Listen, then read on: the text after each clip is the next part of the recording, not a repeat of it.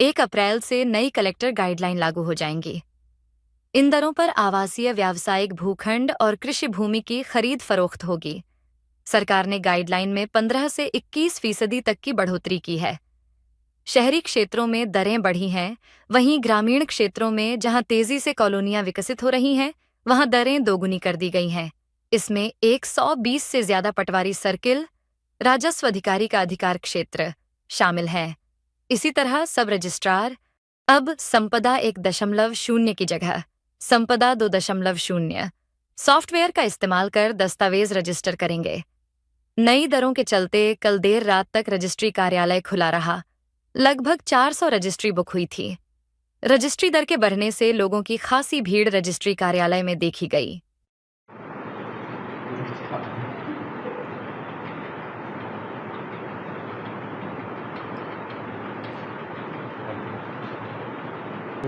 क्या है कि कल से न्यू गाइडलाइन आने वाली है, इसलिए हमने कहा कि आज जितना निपट जाएगा उतना अच्छा रहेगा। कल से क्या रेट होते हैं डिसाइड, कितना हमें एक्स्ट्रा पे करना पड़ता है, तो इसलिए हमने सोचा कि आज थोड़ा देर रात हो गई है, लेकिन आज हमारी रजिस्ट्री हो जाए पुराने रेट पर, क्योंकि कल 1 अप्रैल है, तो उसमें क्या नई गाइडलाइन आ रही है। तो अब क्या गवर्नमेंट रेट सेट करती है, ये अपने को कल 1 तारीख के बाद ही पता चलेगा। की वजह से आज ज़्यादा रश रहा। 2 बजे का जो नंबर लगा रहा मेरे पक्षकारों का, अब जाके 11:30 बजे उनका फाइनल ड्यूट कंप्लीट हुआ।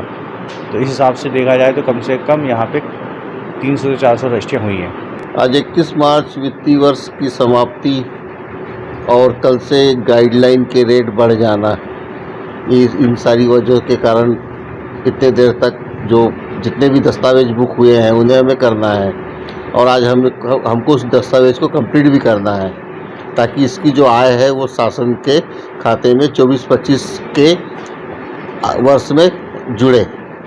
इसलिए हमको ये सब करना पड़ा। और उसके बाद जो दस्तावेज प्रस्तुत हुए हैं और उन लोगों की जो अपेक्षा थी कि कल हम किसी कारण से लेट होते हैं तो हमें नई गाइडलाइन के रेट पर हमें उसका मूल्यांकन देना पड़ेगा। उस पर स्टाम्प ड्यूटी भी पे जो बढ़ेगी वो हमारे पर भार बढ़ेगा, ये उनका आशय रहता है। दस्तावेज की संख्या भी आज लगभग 201 के करीब पहुंच गई है, और यदि आज वर्ग विशेष का एक त्यौहार नहीं होता तो शायद संख्या और ज़्यादा रहती।